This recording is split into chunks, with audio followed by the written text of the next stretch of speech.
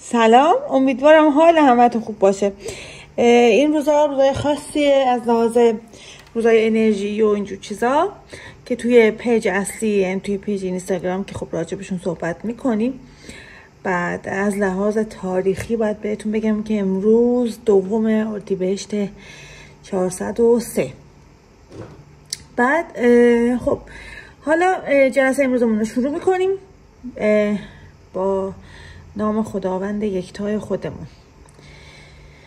خب راجع به زمان میخوام امروز باهاتون خیلی صحبت بکنم. حالا یه مثال اول براتون میزنم، میخوام یادتون بیفته که چقدر همه چی از اول میدونستیم و بعداً به ما آموزش‌های غلط دادن. یادتون میاد وقتی بچه بودیم میگفتیم که مثلا مامانمون به اون میگفتش که قراره بریم خونه مثلا خالتنا هفته بعد ما میگفتیم که خب هفته بعد کی قراره بیاد. مثلا با خودمون اینجوری فکر میکردیم که خب صبح از خواب بیدار بشیم حتما همون هفته بعد. صبح که بیدار میشدیم میگفتیم مامان هفته بعد نشد. بعد مامانمون میگفت نه، گفتم هفته بعد، یعنی یه 7 روز دیگه. و اینو ما هیچ وقت درکش نمی‌کردیم. میدونستید که شما تمام چیزهایی که باید بدونید رو از همون اول میدونید و این چیزهایی که نمیدونیم در واقع چیزهایی که وجود خارجی نداشتن و بعدا خودمون رو بهش عادت دادیم، اینطوری بهتون بگم. و اون زمان که بچه رو داریم ما بهش این چیزها رو یاد میدیم، در واقع بچه رو درست میگه، ما داریم یه چیز غلطی رو بهش یاد میدیم. هفته بعد وجود نداره، برای همینه که اونم نمیتونه اینو متوجه بشه. ببینید دوستان، الان ما یه فرض کنید که یک دایره‌ای داریم. این دایره‌ای که داریم میخوام از این در سوس براتون استفاده کنم. فرض کنید ما یک دایره‌ای داریم اینطوری. بعد این دایره فرض کنید مثلا حالا اینجا آینده باشه، اینجا گذشته باشه، اینجا مثلا حال باشه. مثلا یه هر طرفش به 3 قسمت که تقسیم می‌کنی، یه مثلث که می‌کشید، این زمان‌ها اینجوریه. حالا از زمان آینده که این بالاه، با این از زمان آینده و حال و گذشته میتونیم به هم دیگه ارتباط داشته باشیم. چطوری؟ یعنی که ما از حال که اینجاست میتونیم هم به آینده بریم، یعنی هم میتونیم روش بهش فکر کنیم، راجع بهش تصمیم بگیریم و اینا. هم میتونیم به گذشتهمون دسترسی داشته باشیم از لحاظ اینکه خب چی کاره کردیم، چطوری بوده و فلان، و یه میشه گفت یه دسترسی اطلاعاتی هم بهش داشته باشیم و میتونیم به آینده هم فکر کنیم مثلا. اما آیا میتونیم از گذشته به آینده بریم یا از آینده به گذشته بریم؟ همون چیزی که به اسم سفر زمان و اینجور چیزا به ما میگن.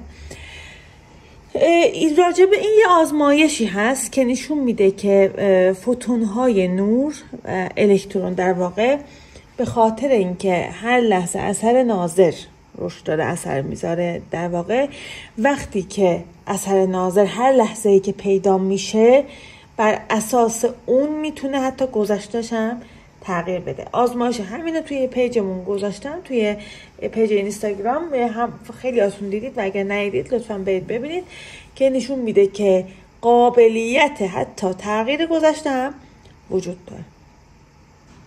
خب این چجوریه؟ خب این اولا برای ما ثابت میکنه که تمام این گذشته و حال آینده یک موضوع چرتیه و اصلا وجود خارجی نداره و همه زمانها همین الان هستن، منتها تو حالتهای مختلفی در واقع هستن. اصلا یه چیزی بهتون بگم، اگه شما با یواش به درک این موضوع برسید، متوجه میشید که مثلا الان شما میخواید برید فلان کشور، اونجا ارتعاش و فرکانسش با اینجا متفاوته و شما باید اول در ارتعاش و فرکانس اون منطقه باشید که بتونید به اونجا هم حتی سفرم بکنید یا اصلا بخواید برید اونور و برگردید یا بمونید اونجا. اینا چیزایی که واقعی، یعنی مثلا بحث های مثلا حتی میشه گفت یه بخش ادراکیه، یه بخش واقعا دیگه باید عمل بشه بهش که بتونه نتیجه بده. پس شما فکر نکنید که مثلا اینا که میگیم بحث های فلسفی میخواد باشه. نه، الان فیزیک کوانتوم دیگه همه اینا رو داره برای ما اثبات میکنه و حالا نمیدونم چقدر راجبش میخونید یا مطالعه کردید. فیزیک کوانتوم کلا مرز بین حالا معنویت و اینجور چیزا رو دیگه داره کاملا برطرف میکنه. فقط با یکم خوندن میتونیم خیلی چیزا رو باهاش بفهمیم. خب الان پس گفتیم دیدیم که قابلیت تغییر گذشته هم وجود داره. حتی همین الان که شما فکرتون رو یک لحظه عوض میکنید، این جملات رو شاید خیلی وقت تو اینستا شنیدید یا توی دوره های جاهای دیگه شنیدید، اما خب هیچ وقت بهش عمیق فکر نکردین، هیچ وقت ادامه ندادیم. میدونین چی میگم؟ فقط و فقط بحث سر ادامه دادنه، بحث سر اینه که شما 2 ماه 3 ماه فقط این کارهایی که الان بهتون میگم رو انجام بدید، متوجه میشید زندگیتون چقدر فرق کرده. از کسایی که با من بودن دوره خودشناسی خواهش میکنم حداقل یه کامنتی بنویسن، یه چیزایی بنویسن و اینو برای همه بگن، چون من خب شاید حالا تو جلسات بعدی یه مقدار از زندگی خودم براتون بگم، ولی واقعا همه نتیجه گرفتن از این کار. فقط یه 2-3 ماه فقط یه کمی خودتون کار کنید، یه کمی روی این حرفا فکر کنید. همین الان که فکرتون رو تغییر میدید، به همون اندازه‌ای که این فکر تغییر کرده، یه سری اتفاقات هم در گذشته‌تون تغییر میکنه، هم در آینده‌تون داره تغییر میکنه، چون کاملا لول فرکانستون متفاوت میشه. بعد یه توضیح جانبی بدم. دوستان تو پیج اینستا هم تو استوری ها داریم، تو هایلایت قبلا هم اشاره شده که تمام کشورها تو کل دنیا دارن یک آزمایشی رو پس میدن، یعنی همشون در حال پس دادن یک سری نتیجه ها و آزمایش هایی هستن که خب به خاطر شرایط جغرافیایی و مثلا شرایط اخباری و اینجور چیزایی که میگم توی تلویزیون ایجاد کردن، کلا ذهن ما رو بستن نسبت به همه چی و یکی هم که میاد بهمون میگه برامون هم یا عجیب میاد، بعضیا میتونن درکش کنن، بعضی عجیب میاد براشون، بعضی مثلا کلا از بیخ طرف مورد حمله قرار میدن. مثلا ماهایی که اینجا به دنیا اومدیم اصلا اتفاقی نیست، اصلا اتفاقی نیست که شما توی ایران به دنیا بیاید، توی کره شمالی به دنیا بیاد یا توی آفریقا به دنیا بیاد. اون درجات روحی خیلی متفاوته، استنباط اون روح خیلی متفاوته و کلا اصلا اینکه اون روح واقعیه یا نه، یا روح مصنوعیه، یعنی وقتی تبدیل به روح مصنوعی میشه یه جای دیگه به دنیا میاد، یه جای دیگه داره زندگی میکنه. اینو هر کسی نمیدونه، هر کسی سراغش نمیره، اصلا مردم با خودشون میگم فکر نمیکنن. جلسه قبلا بهتون گفتم که وقتی که داریم میمیریم یه لحظه فکر میکنیم که خب ما فقط داریم تجربه ها رو با خودمون میبریم، نکنه قرار بود با این تجربه ها یه کاری بکنیم. همون رو من الان دارم میگم بهتون که اون کاری که باید بکنید رو پیدا بکنید، چه سریعتر پیدا کنید تا زندگیتون رو روال بیفته. در ادامه بحث زمان باید اینو بگم که یه رابطه‌ای بین دعا و زمان هم هست. یعنی چی؟ یعنی این که ببینید ما وقتی که دعا میکنیم، خب چرا میگیم دعا کردن درست نیست؟ چرا میگیم دعا کردن اثری نداره؟ به خاطر اینه که دوستان ببینید زمان گفتیم وجود نداره، درست؟ یعنی آینده و گذشته و اینا وجود نداره، فقط حاله، لحظه حاله. یعنی 3 دقیقه دیگه برای شما یه گذشته محسوب میشه. یه لحظه فقط به این موضوع فکر کنید که 3 دقیقه دیگه میشه گذشته، همین الانتون داره تبدیل به گذشته میشه، پس چیزی وجود نداره، فقط تنها چیزی که قابل درک الانه. این دعایی که ما داریم انجام میدیم یا برای این بودش که خدایا کاش فلان کارو نمیکردم، خدایا کاش فلان چیز فلان طور بشه، یا برای آینده است یا برای گذشته است.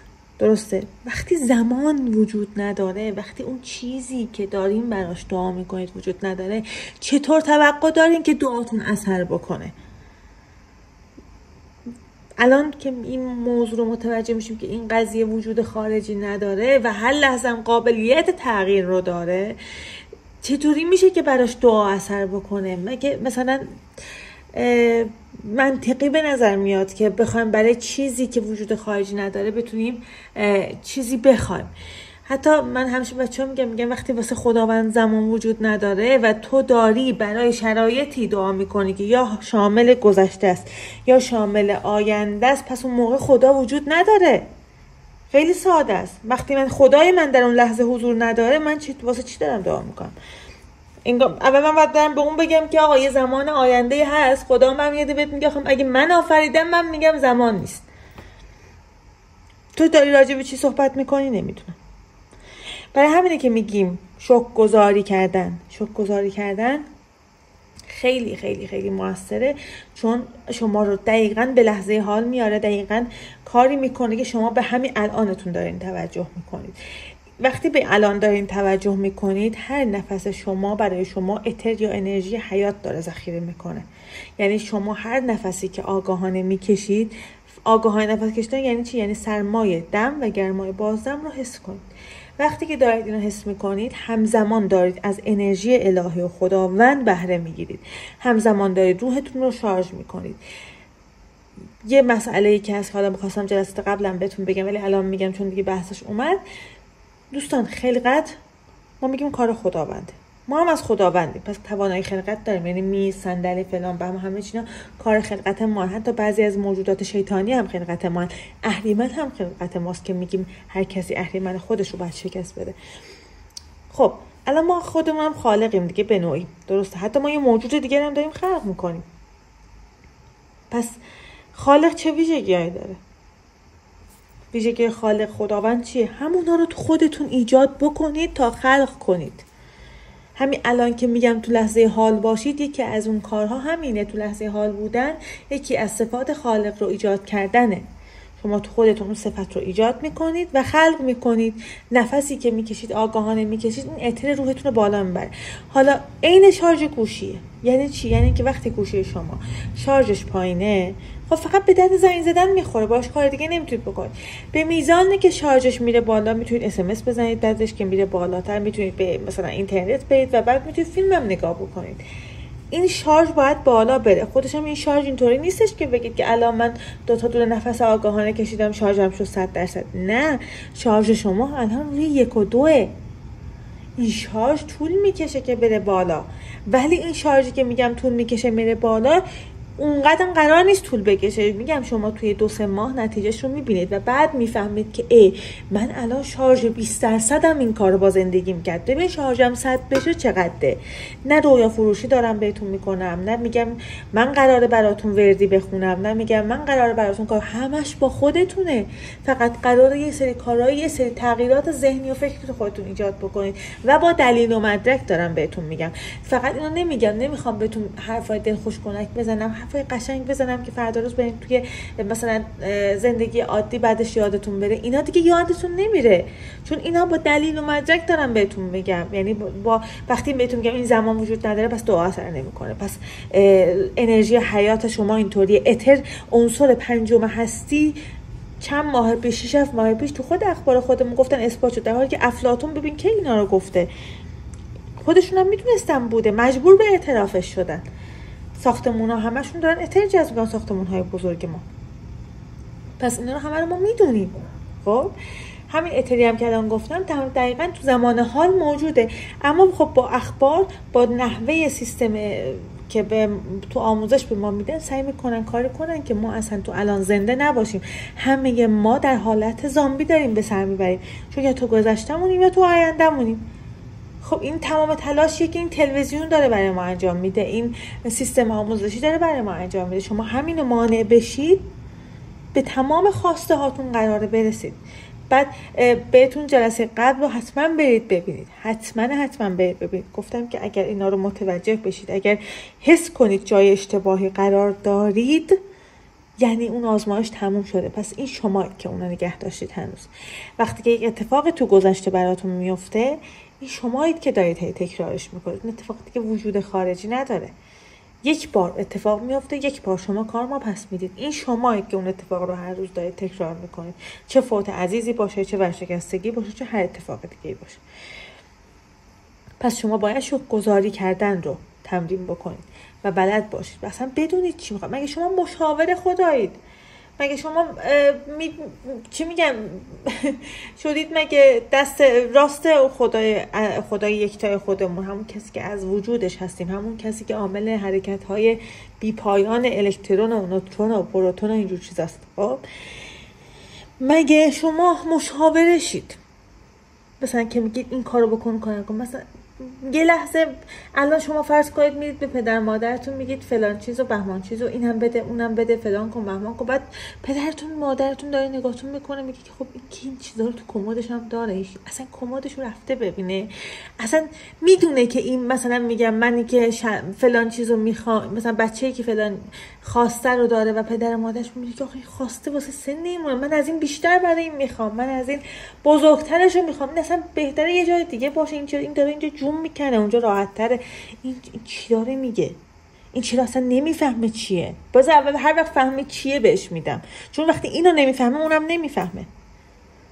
شما شکرگزاری کنید، شروع کنید به شکرگزاری کردن، ولی تو تله شکرگزاری هم نمیافتید. یعنی چی؟ یعنی اینکه بعضی جاها بهتون میگن که تو در و دیوار خونه بچسبونید شکر. بچه شکر کردن فقط زبانی نیست که، شکر کردن عملیه. شکر کردن یعنی چی؟ یعنی اینکه مثلا من لباسی که دارم رو باهاش مثلا حیوانی که بده بگم، مثلا باهاش بد رفتاری نکنم. من چرا باید لباسم رو طوری پرت بکنم یه وری که مثلا به اون بی احترامی کرده باشم؟ شما چرا فکر میکنید که شما مثلا میگم میز زنده نیست، اون لباس زنده نیست، این زمین زنده نیست؟ همه چی زنده است. وقتی که درونشون حرکت مولکولی زنده است، پس همه چی زنده است. شما تصمیم نمیگیرید که چی زنده باشه چی مرده. تو دور و بر شما، تو همه چیزی که شما دارید الان میبینید زنده است، پس احترام بهش واجبه. پس شکرگزاری علاوه بر این که شما قبل خواب و صبح بعد از بیدار شدن که حالا تمرینشم بهتون میگم آخر سر انجام میدید، بعد باید شکرگزاری عملی در روز داشته باشید. یعنی شکر کنید که ماشینی سوار شدید، شکر کنید که کرایه ماشینتون رو تونستید بدید، خوشحال باشید از اینکه تونستید غذا تهیه بکنید، خوشحال باشید. اصلا باید خوشحالی تمام وجودتون باشه. شما باید خوشحال از داشتن فرصتتون باشید. وقتی که دارید واسه هر چیزی خوشحالی رو از ته دل حس میکنید، یک حس شرمندگی دارم، ببین تا ریز نکاتشو دارم بهتون میگم که تا وقتی اون حس شرمندگی و واقعی رو حس نکرده باشید. یعنی چی؟ یعنی که من هی نگم که آره مثلا سپنتا به من گفتش که برو حس شرمندگی رو احساس بکن، مثلا بذار حس کنم شرمندم، آره دیگه خدای من نه، حس شرمندگی درونیه. اون وقتیه که دیگه با خودت میگه خدا هیچی نمیخوام دیگه، هیچی من همه چی دارم، من چرا فقط تو حالت خواستنم؟ مگه من جزو 2% آدمای دنیا، احتمال خیلی زیاد همتون یه همچین شرایطی رو دارید. میدونستید توی دنیا 2% آدم ها هستن که 5 تا نعمت اصلی رو دارن، یکیشون حداقل یکیشون نداره. خب یعنی مثلا میگم شاید حتی تو بین ما هم هستن بالاخره یکیشون نداریم. این که حالا سلامتی باشه، هوای پاک باشه، غذای سالم باشه، آب باشه، سقف باشه، بعد حالا غذا شامل چیزم بود، آبم بود، یه کمی شخصی برای دوست داشتن باشه. یعنی این 5 تا برای ما دیگه نعمت تمامه. یعنی من باید با اینا خوشحال باشم. من چرا نیستم؟ همین الان به این فکر کنید که خیلی هاتون به چیزایی رسیدید و چیزایی رو دارید که قبلا براش شاید مثلا خیلی حریص بودید یا هرچی، چرا خوشحال نیستید؟ به خاطر اینی که یا خواسته خودتون نبوده یا همش تو حالت مقایسه ای و اصلا حضور ندارین تو اون لحظه. بعد پس لطفاً تو تله شکرگزاری هم نیفتید، همه جای خونه‌تون رو پر نکنید از کلمات شکرگزاری. فقط و فقط سعی کنید هی وقتی که تونستید یه کاری انجام بدید و بابتش بگید شکرت که تونستم اینو انجام بدم، میتونستم که اینو انجام ندم بالاخره.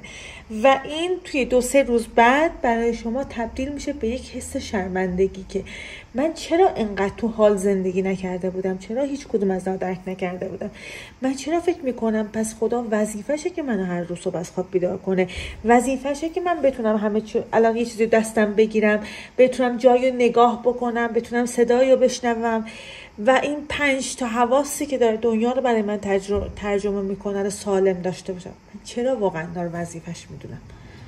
شما میتونید هر شب جزو یکی از اون 1 میلیون نفری باشید که صبح از خواب بیدار نمیشه.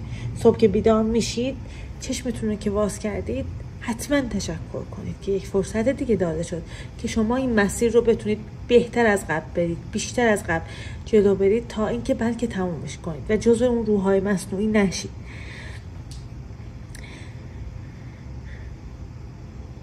شما مطمئن باشید که الان اگر در مسیر، حالا دارید میاید در مسیر خودشناسی و شوق‌گذاری و حالا هر چی که اسمشو میذارید، مطمئن باشید هر چیزی که الان دارید زحمت میکشید، چه برای بقاش، چه برای به دست آوردنش، چه برای هر چیزی، تلاشتون قرار بشه 1/3. یعنی هر کسی که بهتون گفته یا اینجوری القا کرده که شما باید کار خاصی انجام بدید که مثلا بعد از این قبول کردن مسئولیت تو زندگیتون قراره بیشتر از این براتون کار بیاره و مسئولیت بیاره، اون دشمن شماست، اون اهریمنه، اون کسی که نمیخواد شما لذت این قضیه رو بفهم. من دارم بهتون میگم بچه‌ها، من 1 سال شغلم رو کنار گذاشتم به خاطر بعضی مسائل که مسائلش رو نمیگم، فقط میگم شغلم رو کنار گذاشتم در عین تغییرات دیگه که همزمان برام اتفاق افتاده بود و 1 روز هم به پول احتیاج پیدا نکردم که هیچ کارایی کردم که وقتی پول داشتم نمیتونستم انجام بدم. دارم بهتون میگم که قرار زحمتتون پایینتر بیاد نه بالاتر بره. لطفاً لطفاً لطفاً قدر این لحظات رو بدونید و انجام بدید.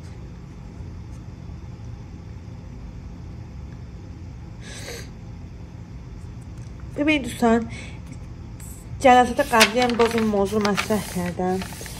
هر چیزی که فکر میکنیم نباید داشته باشیم یا باید میداشتیم، یا هر چیزی که فکر میکنیم مثلا برای ما چرا اتفاق افتاده یا نباید اتفاق میافتاده، اینا همش تصورات هست. هیچ اتفاقی برای ما نمیفته مگر اینکه تو فرکانس و ارتعاشش باشیم. این رو هیچ وقت از یاد نبرید.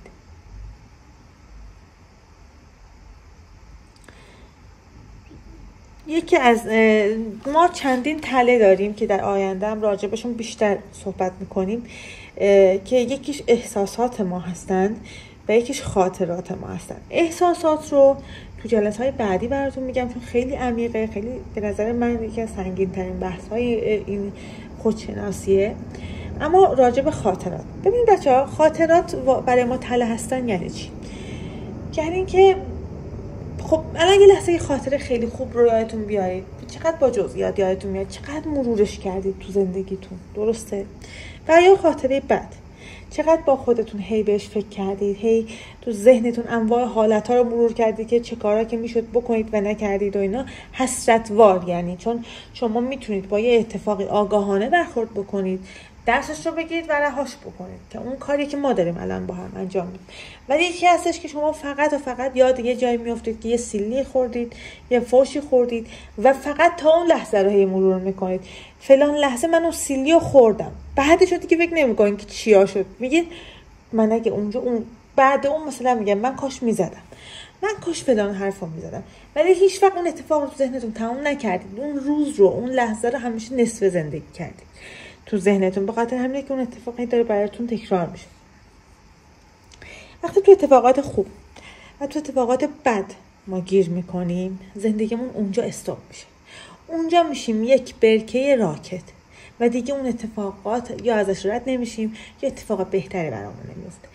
این یعنی چی؟ یعنی که مثلا من فرض کنید یه اتفاق خیلی خوب تو زندگیم افتاده بوده، بعد چون که خب بالاخره خیلی عمیقاً توش خوشحال شدم. قدیمی ها میگفتن خیلی عمیق خوشحال بشی خیلی عمیق ناراحت میشی. به خاطر اینه که ما تخلیه انرژی میشیم تو اون لحظه. وقتی که خیلی بلند با چیز میخندیم، ما اون لحظه اتر شدیدی تولید میکنیم. اتر یعنی انرژی حیاتون، تمام وجودمون از طریق روحمون داره میخنده، یعنی اون اتر رو داره تولید میکنه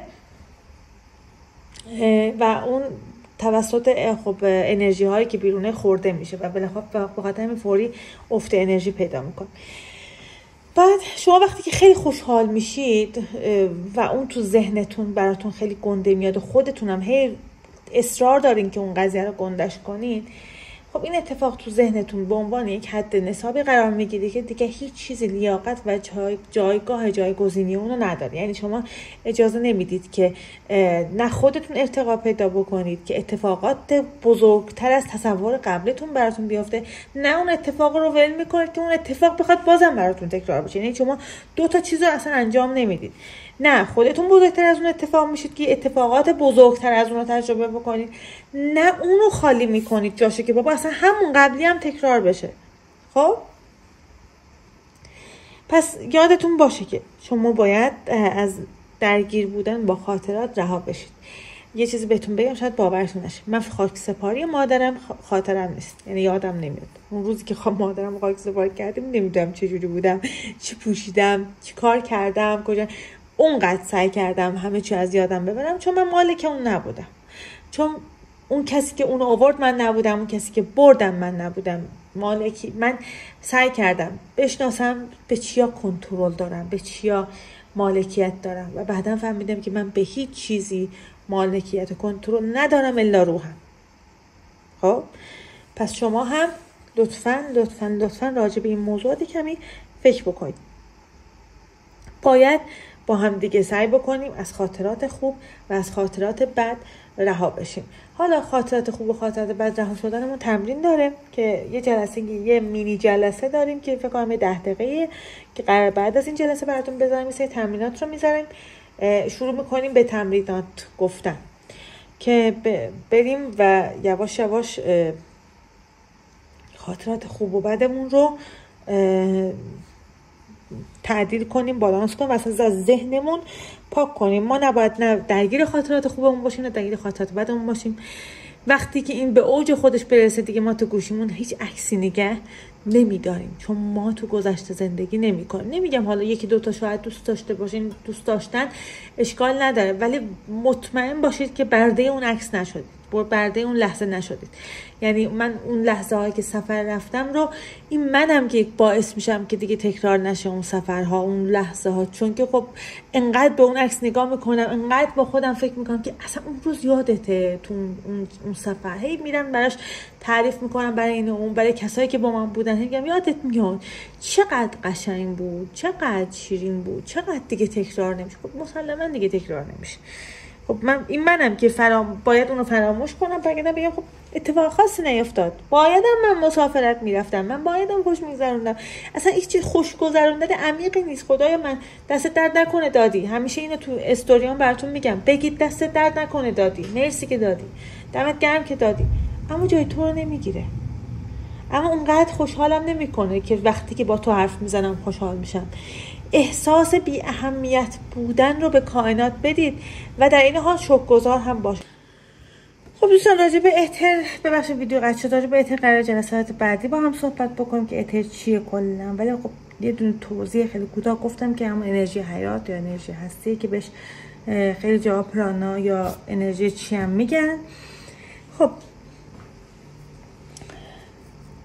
الان پس ما سعی میکنیم این رو تو زندگیمون رعایت بکنیم، لحاظ بکنیم که درگیر خاطرات نباشیم، درگیر اتفاقات نشیم، اونقدر اتفاقات رو برای خودمون گنده نکنیم که بخوایم چه غم رو، چه ناراحتی رو، چه غم رو به سعی بکنیم.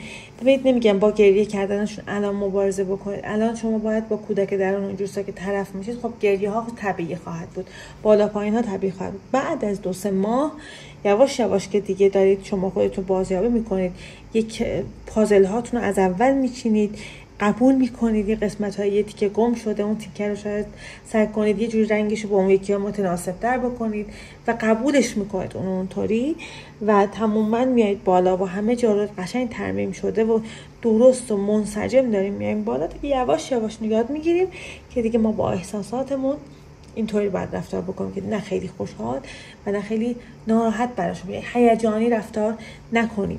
اتفاقاتی که برامون میفته رو بدونیم که این دنیای اصلی ما که خب نیست، اما اون اتفاقاتی هم که داره برای ما میفته هم نباید اونجوری جدی بگیریم.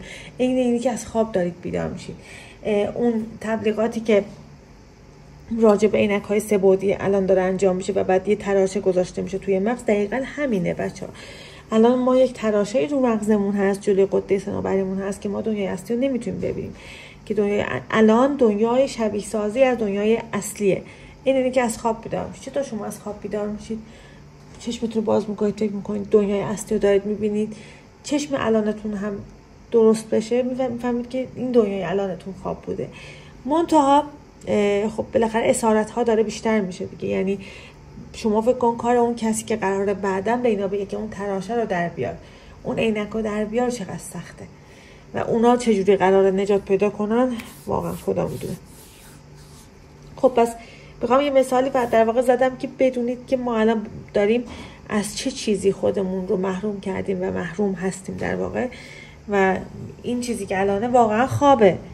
خب و این خواب باید برای ما کاملا اونطوری نباشه که بخوام خیلی توش احساسات به خرج بدیم. تو خواب با خودتون میگید که من چرا اینقدر تو خواب استرس کشیدم، من چرا نفهمیدم اون خوابه.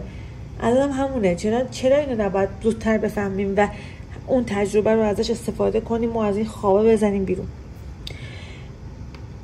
به مرور قرار احساساتمون رو کنترل بکنیم، غم و شادیمون رو قراره با هم دیگه به تعدیل برسونیم و از اونها رد بشیم و اجازه ندیم که وایسه. بچه‌ها ببینید، شما فرض کنید دستتونه، دست شما اتفاقات مثل یه پرنده هایی هستن که میان میشینن و میرن.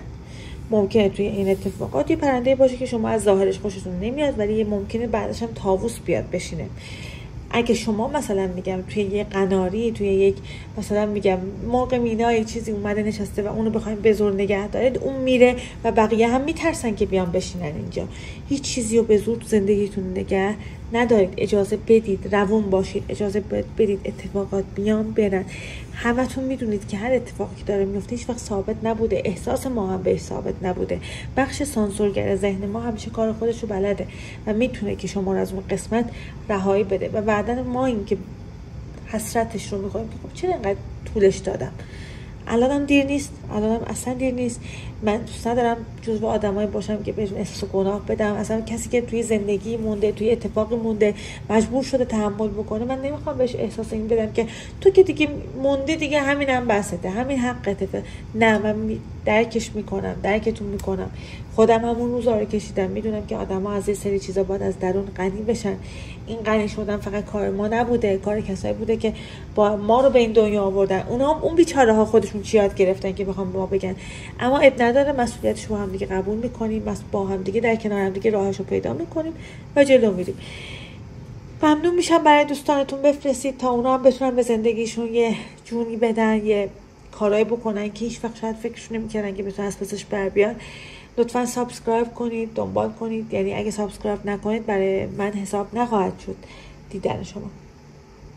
پس ازتون خواهش میکنم سابسکرایب کنید، به بقیه هم بفرستید و ازشون بخواید که سابسکرایب کنن تا از این ویدیوهایی که حمایتی بشه و بتونیم صدامون رو به خیلیا برسونیم و از بعضی از این آدما هم نجات بدیم، مردم رو که فکر میکنن روانشناسی یا مثلا خودشناسی با سرزنش کردنه، یا اینکه مثلا فکر میکنن دارن اینجوری به طرف انرژی میدن. مثل خیلیا که اسمشون رو نمیارم، غیبتشون رو نکنم، فقط بلدن احساس گناه بدن، احساس اینو بدن که آره من تا الان ناتوان بودم. بعدش میاد میگن تو میتونی. خب من اگه از اول به تو بگم ناتوانی، بعدش تو چجوری خواهی تونست؟ اتفاقا تو توانایی. وقتی که بچه‌ها، هیچ وقت این جمله آخرمه، یادتون باشه ما وقتی یک موجود داریم خلق میکنیم، موجودی که خلق میکنیم بزرگترین کار دنیا رو داریم انجام میدیم. ماشین خریدن، خونه خریدن هیچه، ولی برای ما برعکسشونش دادن. ببینید چقدر سیستمتون رو باید برگردونید. همین.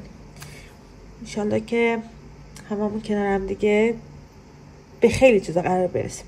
مراقب خودتون باشید. قسمت بعدی هم زود آپلود میشه، البته اگه حمایت بکنید. خیلی ممنون. فعلا خداحافظ.